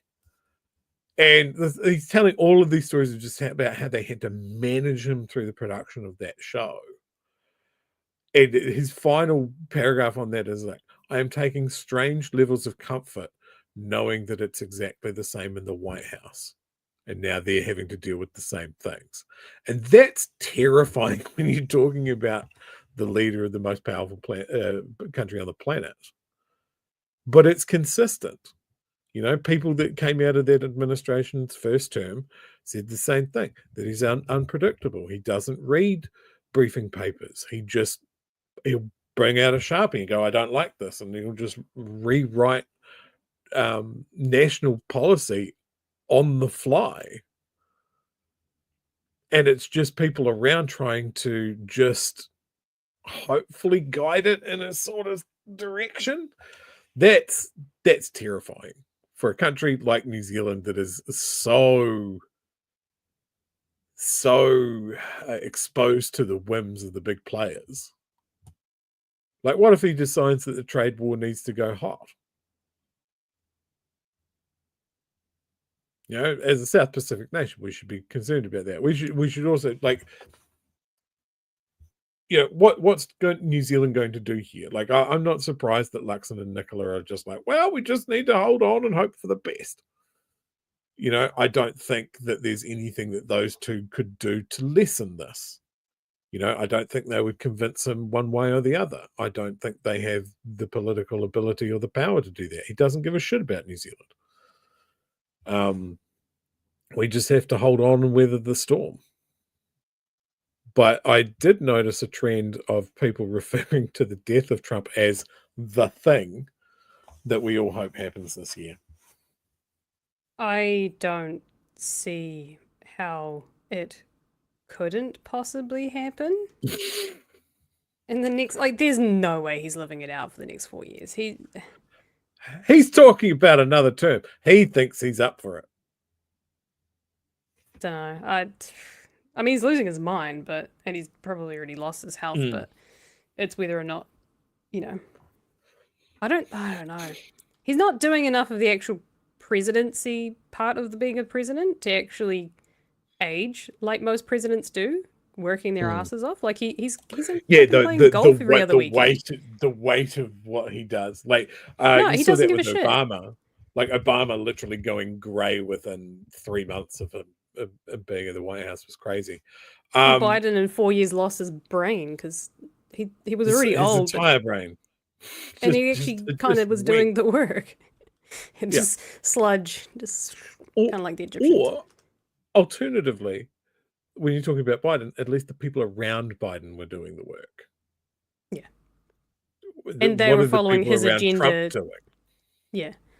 Well, I suppose it's the same thing. It's again, like I think of the scandals. Like I remember people, right-wing commentators in the US, getting real angry about Obama wearing a tan suit to a press conference. It was just unpresidential and just an insult to everyone. But they're willing to let Trump get away with, like they brought home 4 soldiers that died on an exercise in Lithuania the other day. It's something that they call a dignified transfer. Is when they bring the bodies home, and traditionally, like a president would be there to honor their sacrifices. They're unloaded from the plane with the caskets with the flags on them and taken to a military cemetery. Trump chose to golf that day. Like if a Democratic president did that, like Fox would be running that 24/7 for 3 weeks. Apparently it's fine. President's got to have some time off. Yeah. Oh, shall we get to some super chats and then we'll continue with the slightly adjacent Trump conversation? Here's a fun game, chat. If you do a super chat as Ems reads them, so the list never gets any smaller, the show will go forever. No, we're already 10:15 and I'm feeling like I'm coming down with the sickness, so let's not do that. Leroy McGee for $10. Thank you. Luxon, surprise, Coward didn't want shit sticking to him, so didn't even bother showing up. However, as soon as he starts talking shit, falls out of his mouth. Ouch. Vanda Armour for $5 says, and yet another late fee. It's gotta do the late fees. Guy Batata for $2 says, whoop whoop, Jerry Brownlee's a bully. Where are the police? Where are no! the police? Oh, will I do? No. Mr. Ahmed Sutula says, Karen Brownlee, what was to believe? Oh, another t-shirt idea, I think. Mr. Ahmed Sutula says, shame David. Yeah, see, shame David shirt. We're gonna have to let Pat know. NZ random for $3.49. Bring Chippy the muss to question time. Yeah. I want that. He can be very, very good in question time. He can be fiery. Like this is probably the most fiery I've seen him. But like it's one of those things that you don't tend to see so much in the news. They carried little clips of question time. If you watch the whole speeches, he can be very, very good. Yeah, I mean he's a career politician. This is his game. And you kind of have to play the game, and that's where Luxon fails. He's not a politician. Like you or I could be in that chamber, and we'd get absolutely walked over by the likes of even the shittiest in there. I'm sure Luxon would probably walk all over us slightly. Actually, no, never mind. I take that back entirely. We'd be fine. But there are some other, weak source politicians that are, if they're career politicians, would just walk. It'd be me and Jackson competing to see who could get thrown out first. Yeah, that's true. You wouldn't even make it 5 minutes because you'd be called out immediately. Oh, get fucked. All right, I'm going. You're out.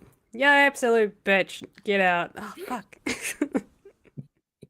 It was just an expression. I'm not calling her a bitch. I'm just saying. That's why Willie, I think it's because as soon as you say something like that, Brownlee can interject and be like, no, get out. That's why he kept it to the end, right? He waited to the very end to say that. So he's like, okay, I've said my piece. I'm out. I'm going to go. No apologies. I knew it was coming.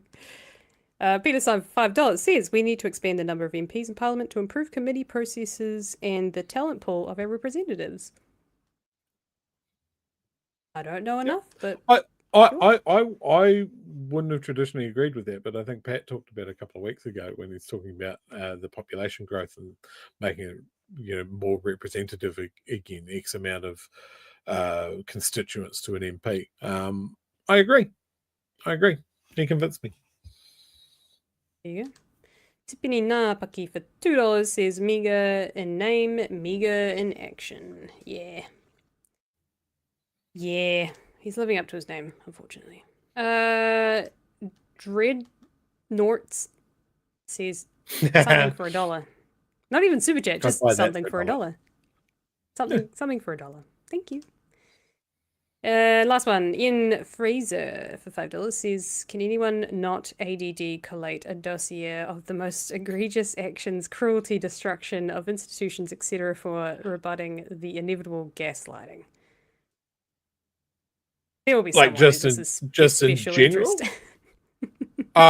Like the closest that we've got actually in the BHN Discord, there is the fail trail, which we're trying to keep a list of all of this egregious shit that the government has done. It's pretty long. Oh, geez. Yeah, we'll talk about it on here one day. What do you mean I don't like to read chats? I am reading the chats. There's just a lot of them. I can't get through all the super chats, otherwise we'd be here all night. Okay, hang on. Let's get to the next story and then we can finish off the chats, okay? Calm down. Yeah, why not ADD? I think it's because attention span's pretty... Unless it's a special interest, it's waning. It's a special interest, then that's you've got weaponized... You got weaponized ADD. Yeah. That is a long-term project that someone will put off to the end of their term and then go, oh, it's not that important. That's probably why it's... Unless it's their special interest, and then they'll spend all night for 3 days and then go, why am I so tired? I haven't slept or gone to the toilet in 6 days. It happens. All right. Phil Goff famously called out Trump very, very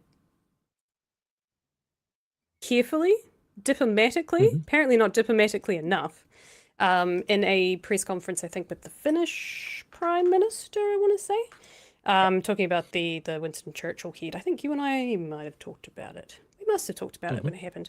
Because I was asking questions about what the significance of the Churchill head was. That's what it was. And Clint was here. That's right. I remember now. What a time. What a day that was. Wow, you realised that live. That was a fun process to watch you go through. That's literally what my brain does as it goes, oh yeah. Anyways, now that we've taken a trip back, we're going to take a trip back with Phil Goff and Katie Bradford. Oh, I remembered her name. Go me. Had a sit down with him on Q&A. Wait, Q&A? Oh no, it's a TV One thing. I thought for a second that Katie Bradford had jumped networks. She had a sit down with Phil Goff and had a chat about the incident that got him fired. And the reason I wanted to play this, just because, you know, it ties in nicely and you guys hadn't covered it. Tit. I thought it was quite nice to lead off the Trump stuff. And it's also a really good feel-good piece about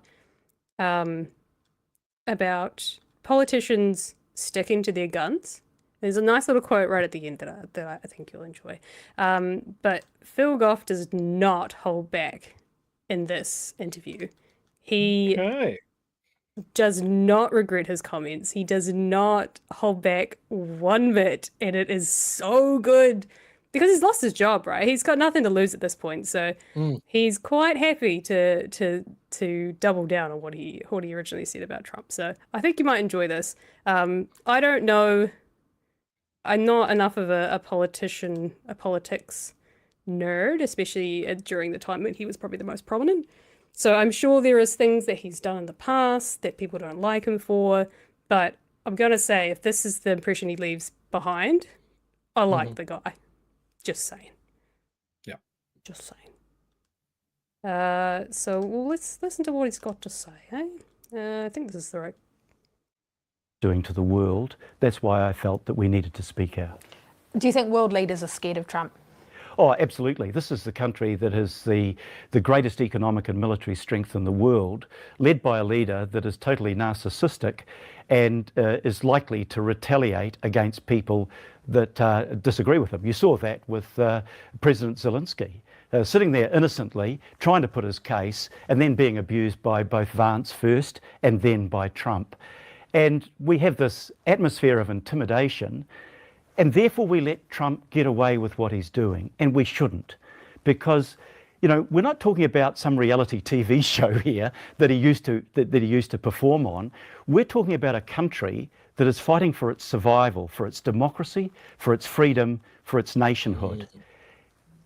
What Trump has done has totally reversed the American position now to be an apologist for Putin instead of a defender for Ukraine and Zelensky. And if we don't call that out, then we are complicit with what happens in Ukraine, and Ukraine is a direct parallel to what the Western powers allowed Hitler to do under Nazi Germany to Czechoslovakia all those years ago. Is the New Zealand government...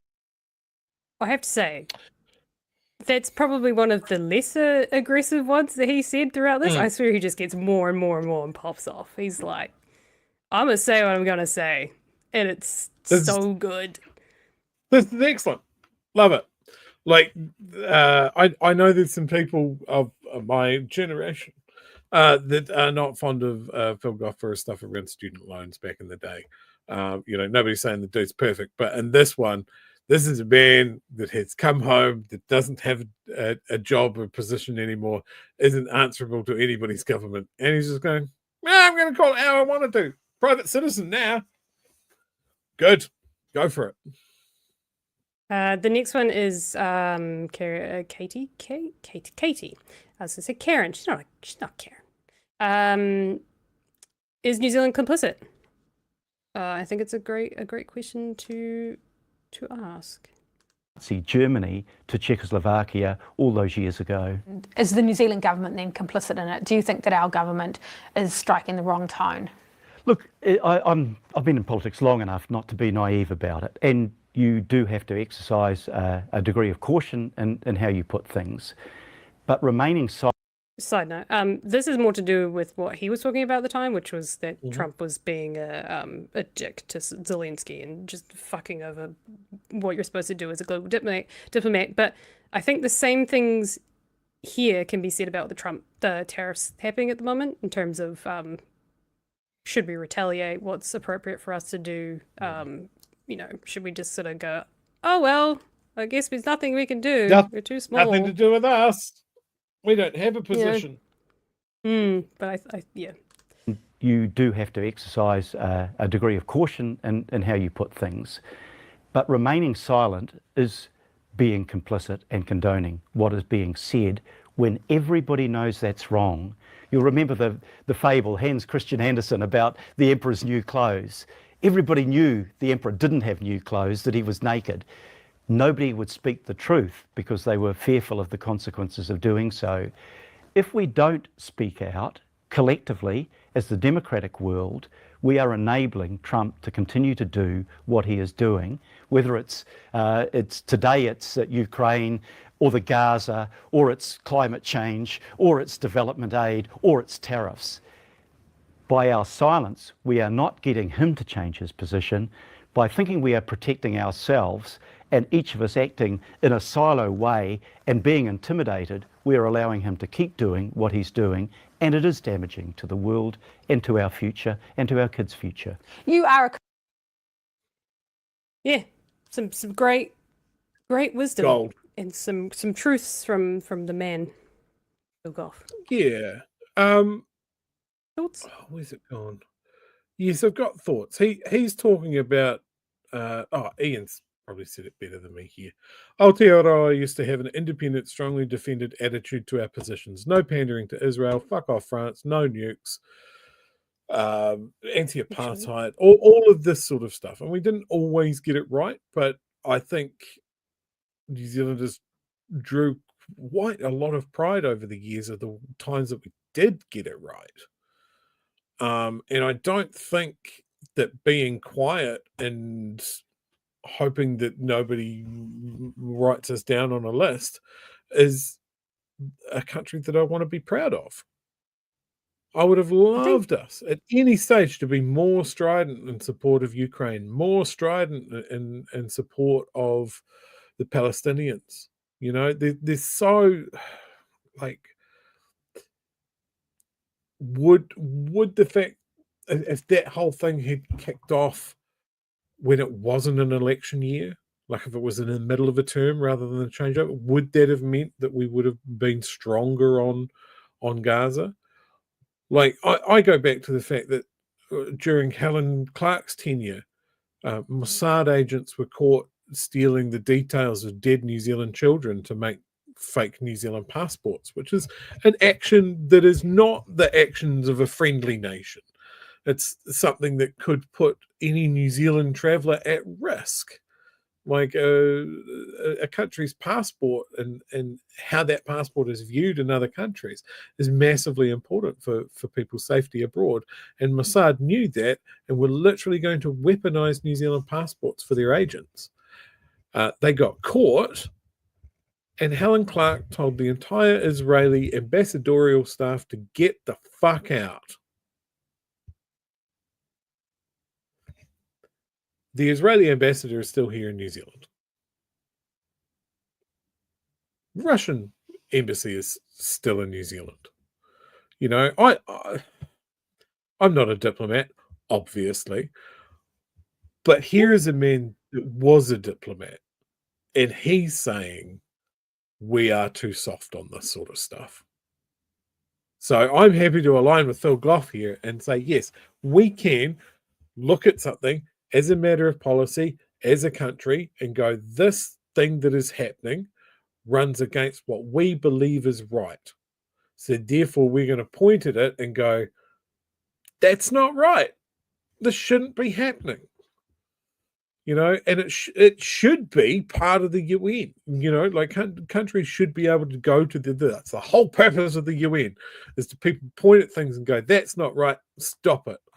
But the UN's ineffective now because the countries doing the shit are the ones that have vetoes to stop everybody else pointing at them and going, that's wrong.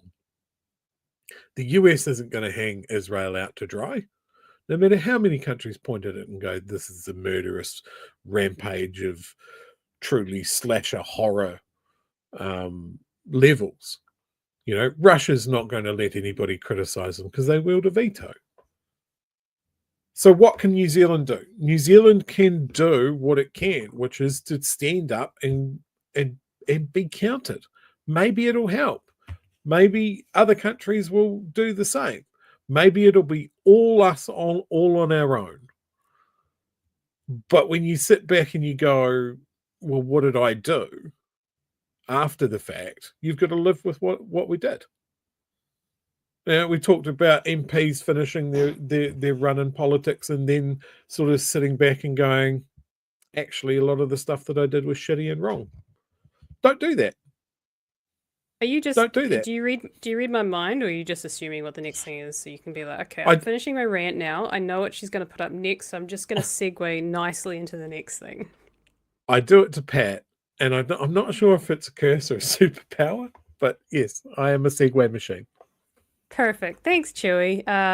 You're welcome. This next little clip, just to wrap it up, I think, to me, shows his, whether you like his actions, you know, in the past, like with most MPs, I think this, to me, shows the kind of person he is deep down, even if the actions he's done are based on his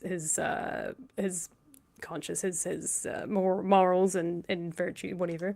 I think this goes to the heart of who he is, and I really appreciate this. Of your life now and do what you want to do, rather than what you feel that you should be doing. Is it a sad way, though, to end?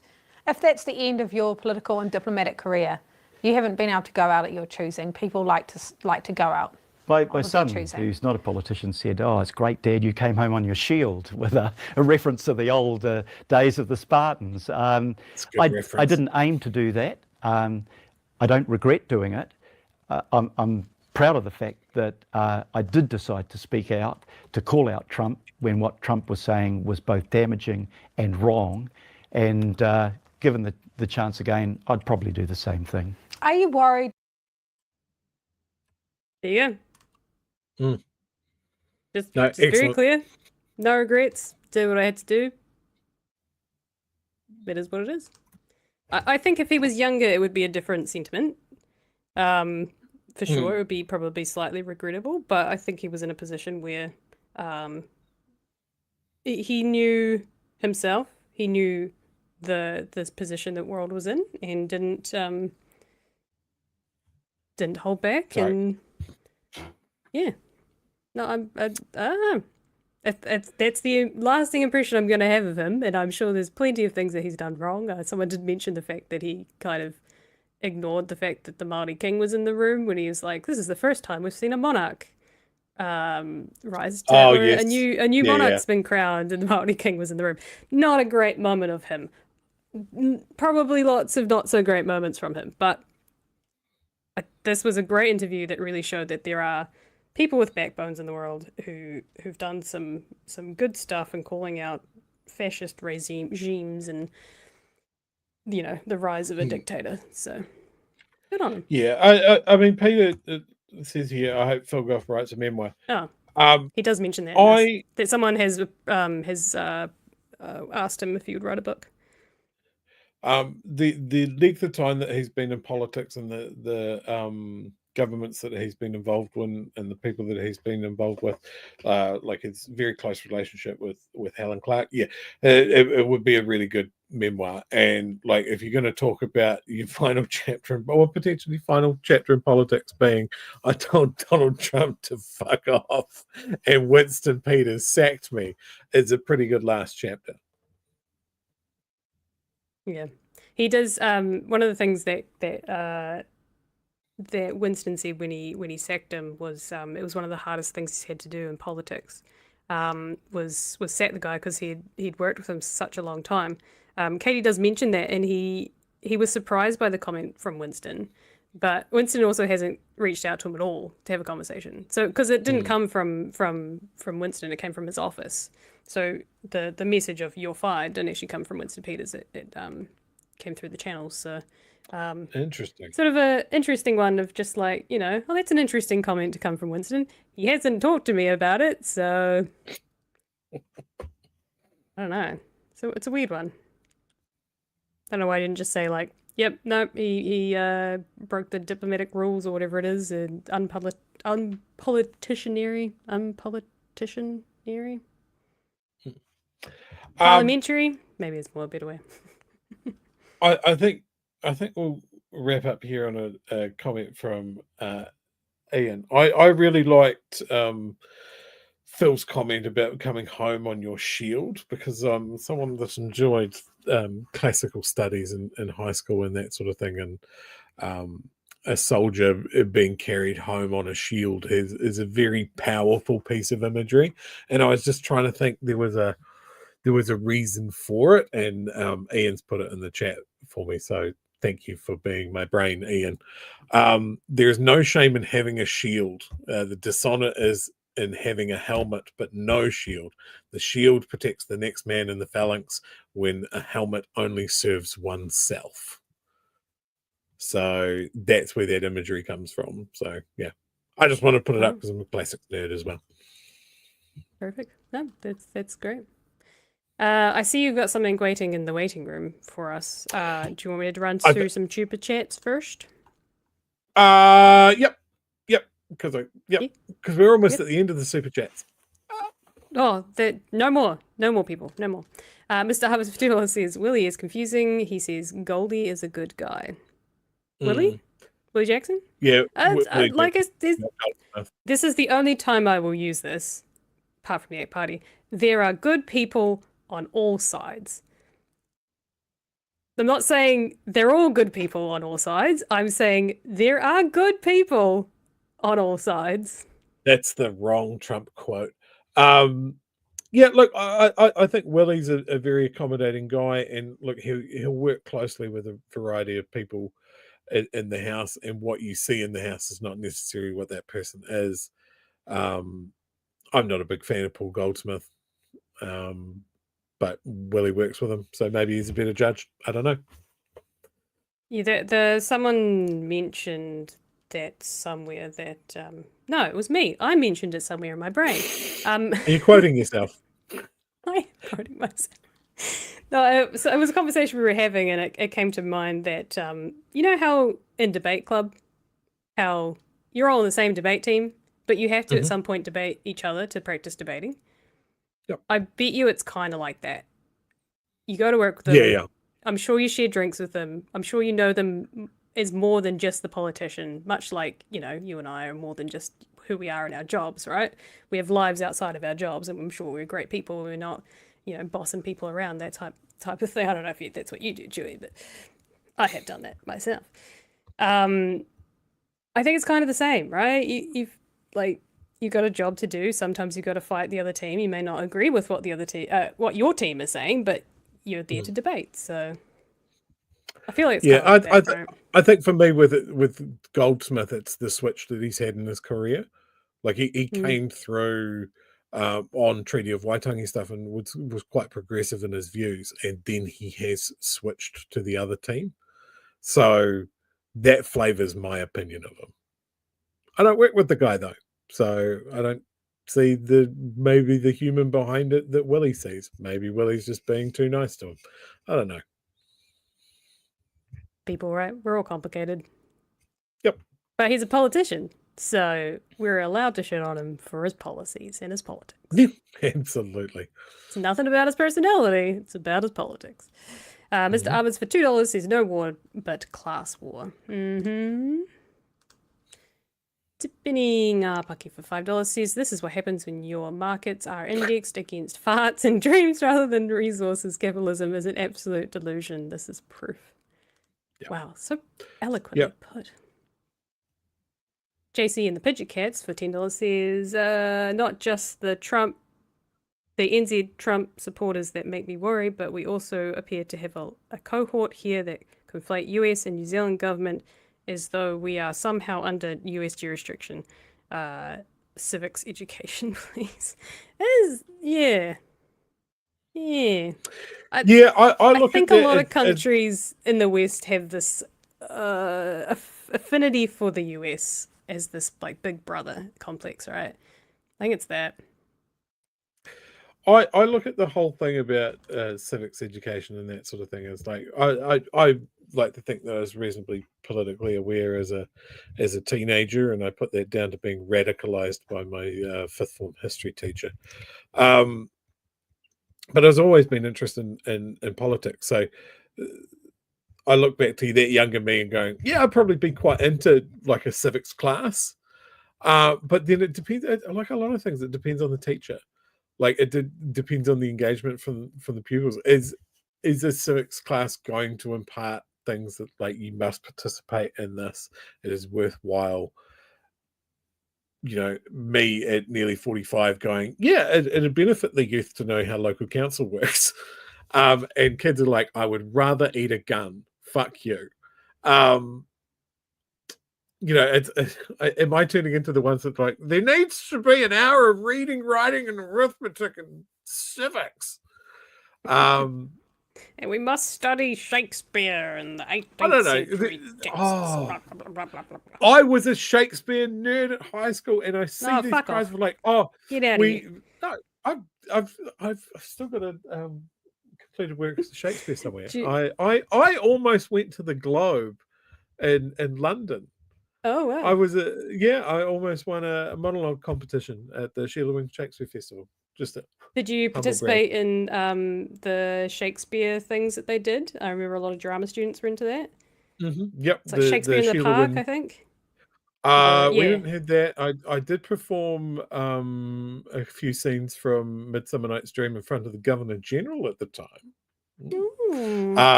And yeah, I went to the Sheila Wing Shakespeare Festival a couple of times. I really liked doing Shakespeare in high school. But this actually is really similar to the civics conversation. Just because I liked it doesn't matter that everybody does Shakespeare really well and really cool and can impart the whole things of like, yeah, it was written hundreds of years ago, but it can still be relevant because the story of Romeo and Juliet is just about two warring peoples and, you know, all of this sort of stuff and make it relevant.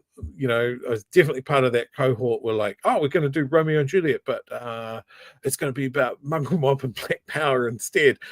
You know, that sort of stuff. For every teacher that gets Shakespeare and can make it cool and interesting and relevant for people, there are teachers that will sit a class down and you read Shakespeare from a book. And that can be the same with civics. You know, you have to get someone that can teach that topic well, not just run through the fact that this is how the submissions process works. And we're all going to write an essay about it.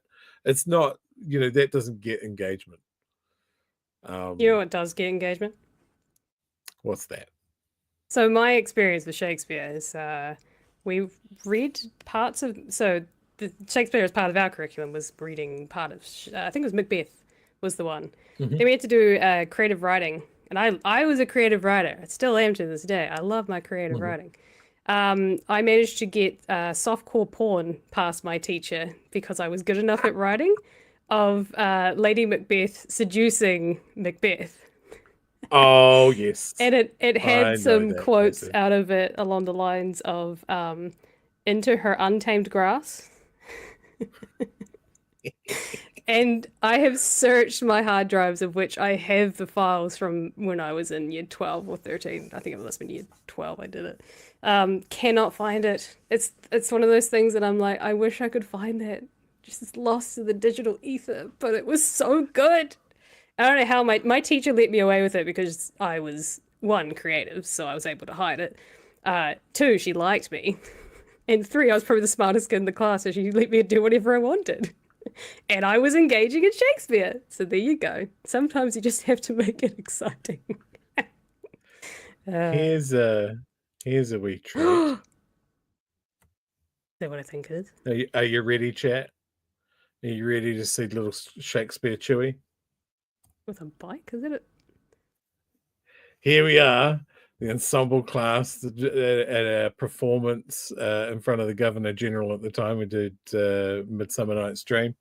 That's me on the bike wearing the freezing worker overalls for some reason. I can't remember. Oh, that's right. It's one of the workmen in that scene. The working class people that are there. But yeah, Shakespeare in the Park, I guess. Too good. Wait, where was it? That was in in South Canterbury in Timaru. Oh, maybe it's just generic New Zealand parks all look the same.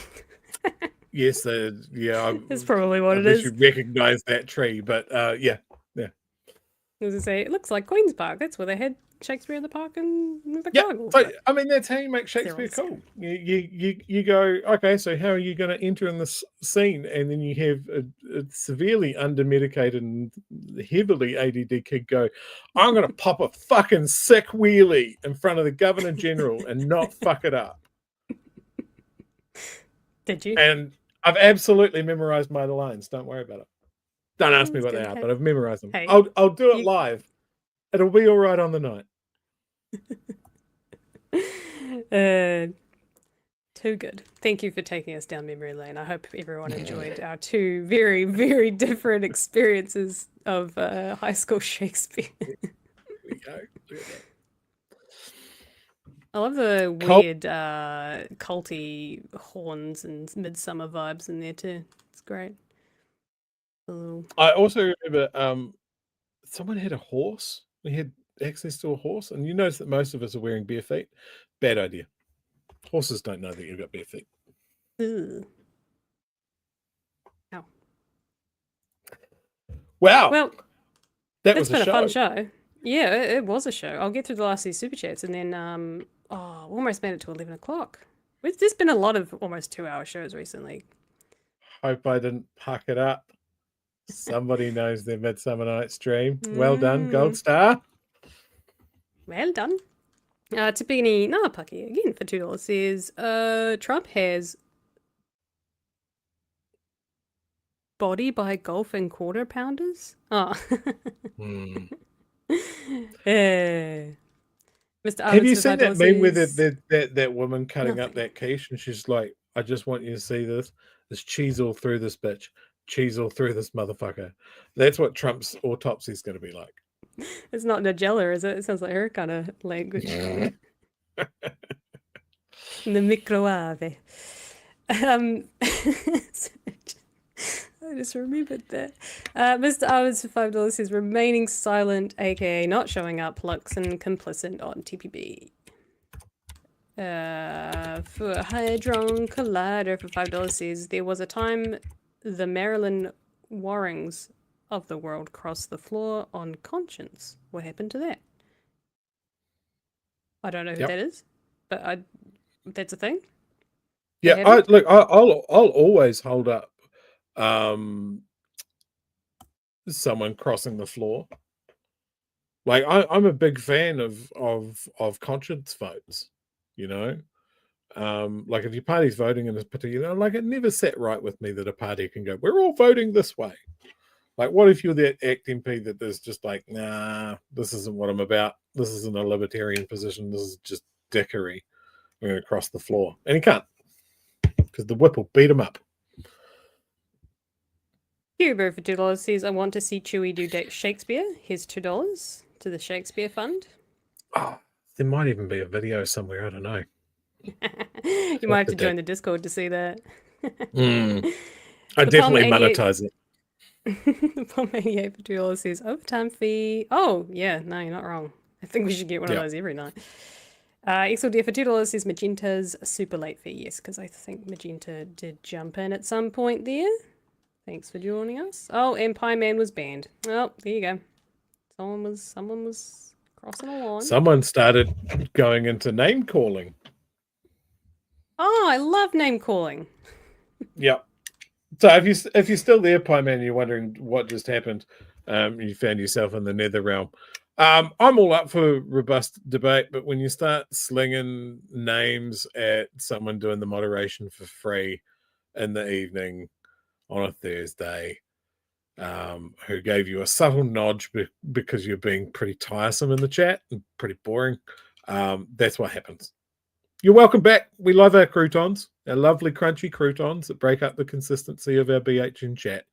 But there will be no disrespect.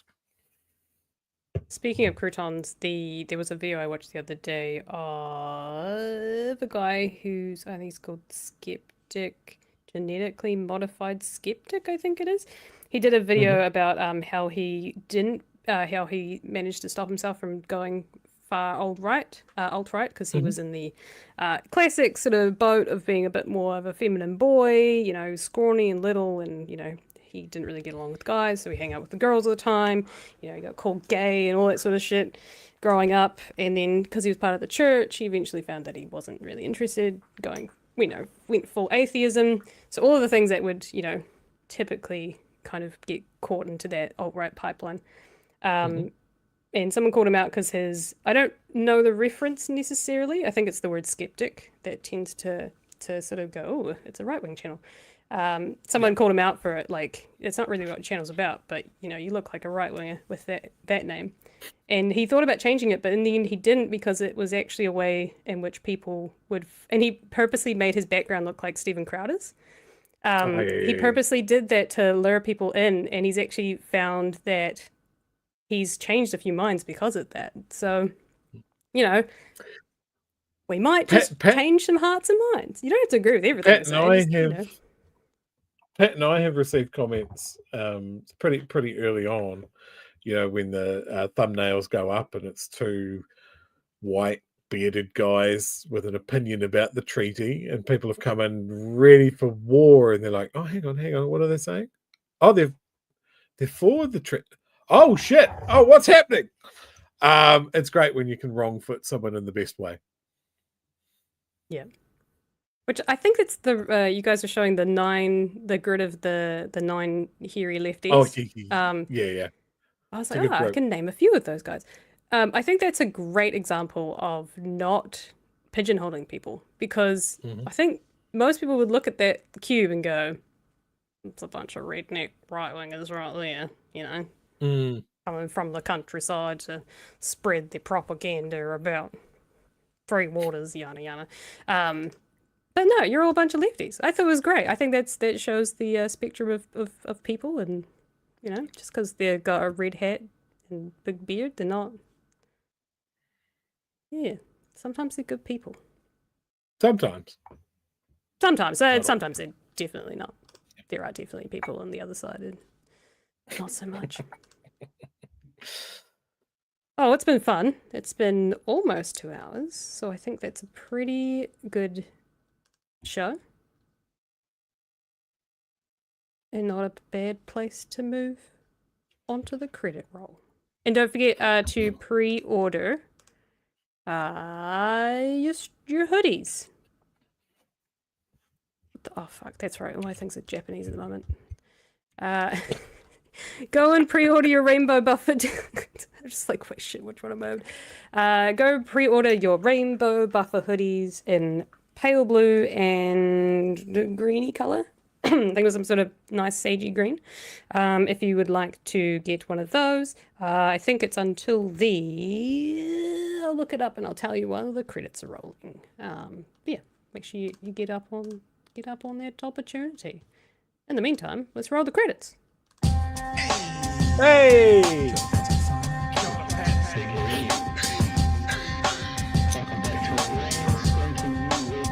Help us settle a debate, whether it be thoughtful or funny, even if we're all creatures of hate. It's a fine line that we're walking together. For better, push aside the temptation to berate. Let's take a note of the corners we stand in. As many points as the hairs on my chinny chin chin. When the news that we're watching is hairy, knowing all the things that we need to be wary of. Like the rich have the hand out for rewards, while the many have to work at what they can't afford. And the rest of us ain't paying attention, or maybe have questions we're too worried to mention. Other media is still dwelling on trivial facts, vetting peas from the rice and the mice from the rats, and picking and choosing a warpath to run, and linking ourselves with the hill to die on. It's gotta come down to a welcoming vibe, with an A and a self and a higher in mind. All heavily, neither this way or that, and will be analyzed by butchery and pat. With the evil in the world trying to mess with your head, and you're sitting on the couch, you're thinking chivalry's dead. Each night, 2 nights, they're gonna sing you to bed. It's Big Hairy News. Thanks everyone for joining us on this wonderful Thursday night. Thanks for letting me fill in for Pat. And I will be back with you tomorrow night at 9 PM, and Chewie's going to go and enjoy his weekend, aren't you? Yeah, I love a weekend. Yay. Anyway, we've got to go because it can't possibly be a 2-hour, 1-hour show. No, we can't have that. And if you would like to pre-order merch, do it by the 18th, because I think Pat's ordering 2 lots, one on the 18th and one on the 25th, if you're interested. That's all from us. I'll see you tomorrow night, and Pat and Chewie will be back with you Monday at 9 PM. No, nice. Johnny. No, nice. Bye. Stay cool till after school. Johnny.